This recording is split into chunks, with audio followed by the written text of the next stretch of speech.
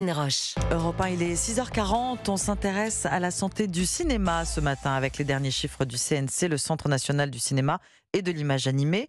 Votre invité Alexandre Hélène Herschel, déléguée générale de la Fédération nationale des éditeurs de films. Bonjour Hélène Herschel. Bonjour Alexandre Lemaire. Alors d'abord une occasion de se réjouir avec les chiffres du CNC sur la fréquentation des salles au mois d'août. Près de 16 millions d'entrées, c'est plus de 50% en plus par rapport à l'an dernier. C'est un soulagement pour les salles de cinéma tout de même. Oui, c'est un bon été. Ce sont des bonnes nouvelles. Avec un été qui est effectivement 16 millions de tickets, c'est proche des années d'avant-crise, d'avant-Covid.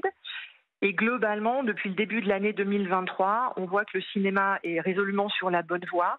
Les Français reviennent au cinéma, on retrouve tous les types de spectateurs, tous les typologies de films ont leur chance.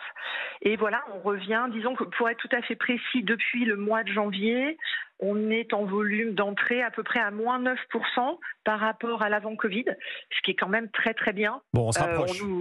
On se rapproche et on se rapproche de façon très régulière avec un effet de rattrapage qui est très net. C'est surprenant en général, c'est pas pendant les mois d'été que les cinémas font le plein. Alors il y a eu deux locomotives, hein, c'est vrai qu'ils sont sortis le même jour en juillet, Barbie et Oppenheimer.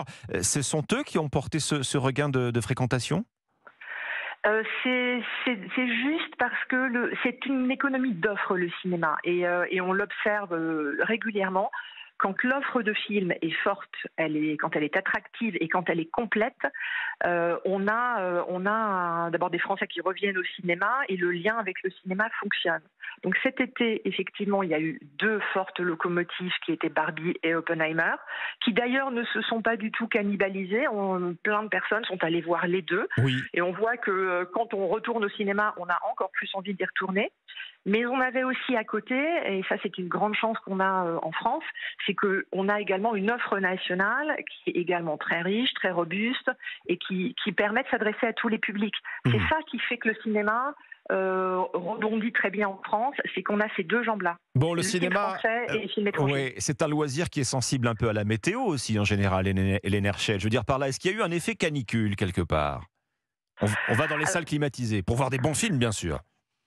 Alors on a l'habitude de dire que nous, quand il pleut, on se réjouit, on est ravis. Oui. Quand il fait trop chaud, on se dit chouette, la climatisation va être aussi séduisante.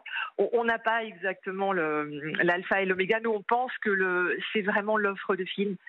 C'est vraiment également le fait que le cinéma revienne dans les conversations. Oui. Cet été, vraiment, la grande question, c'était es-tu allé voir tel ou tel film ? Le cinéma revenait parfaitement dans sa place de phénomènes de société dont on pouvait parler. Et c'est important. Donc je pense que ça a joué, tout autant que la canicule. Le cinéma est sensible à la canicule peut-être, au bouche à oreille certainement. Vous parlez de l'offre, Hélène Herschel. On est sur un pic de fréquentation accidentelle ou c'est l'amorce d'un véritable démarrage ? Est-ce que l'affiche des prochaines semaines va permettre de confirmer le rebond ? Effectivement, on a eu un été qui était un été fort parce que souvent l'été il y a des films qui sont quand même moins marquants que cette année. Donc là il est fort parce que voilà, on vient de le dire, l'offre était forte. On va avoir des choses également très fortes à la rentrée fin 2023. En film français, il va y avoir des rendez-vous très attendus comme Bernadette, le film avec Catherine Deneuve, le nouveau film de Nakache et Toledano, Une année difficile. Des films primés à Cannes, je pense à La Passion de Dodin Bouffant avec Juliette Binoche. Oui.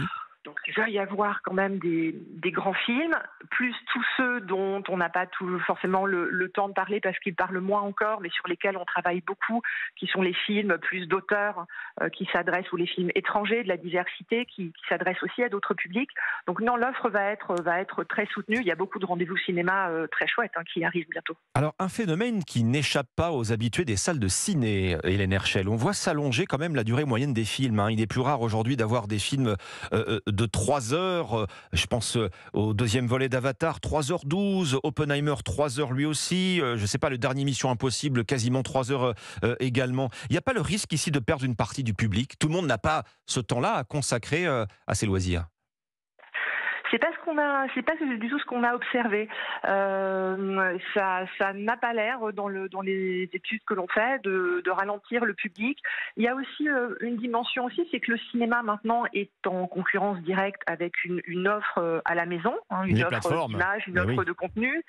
Donc on est attentif aussi à ce que les propositions au cinéma, ça soit des propositions qui soient fortes, que ça soit une sortie culturelle qui est très spéciale, qui va justifier que vous sortiez de chez vous et que ça soit Un vraiment peu une sortie l'événement. de plaisir. Bah, en tout cas, Oui. c'est un peu un sujet de préoccupation pour certains exploitants, hein, qui disent, bon, bah, effectivement, un film de 3 heures à projeter, c'est une séance de moins par jour et par salle, mécaniquement. Oui, et en même temps, effectivement, c'est une autre organisation du temps sur les écrans. Alors, on a le contre-exemple parfait qui est Yannick, le film de Quentin Dupieux, qui est un film court Très court, oui. et qui a, avec ce format, a trouvé aussi son public. Disons que on est dans une évolution, effectivement, où on est plus sur l'événementialisation des films, avec des carrières qui sont un peu plus courtes pour certains. Ça change, effectivement, l'offre de cinéma change. On est en train aussi de tester des choses nouvelles. C'est vraiment un métier dans lequel on essaie, nous, éditeurs, d'aller sélectionner des œuvres. Alors, il est possible que dans quelques temps, on revienne à des formats un peu plus courts. Il a fallu aussi se réinventer. On tente des choses, on Se réinventer propose, et on voit comment le public... face aux plateformes, toujours. C'est toujours cette menace en toile de fond, hein, quand vous dites tester des choses. C'est résister aux plateformes, clairement. Exactement, de la même façon qu'on a dû se réinventer quand la télévision, la vidéo sont arrivées, il faut que le cinéma soit vraiment singulier et que ce que l'on propose se différencie de ce que l'on trouve sur le petit écran. Il faut que les films qui vont au cinéma soient vraiment des films qui méritent leur place au cinéma, et plein de choses sont en train d'évoluer aussi dans la façon dont on travaille, on sélectionne les films, les projets. Les producteurs aussi sont en train aussi de réfléchir aux attentes du public que l'on observe de très près. Bon. Donc tout cela bouge, le cinéma est en constante évolution et on voit là au résultat de l'été qu'il est bel et bien vivace. Et plein de bons films à aller voir, vous nous l'avez rappelé avec quelques exemples, Hélène Herschel au cinéma dans les semaines qui viennent. Merci Hélène Herschel, déléguée générale de la Fédération nationale des éditeurs de films.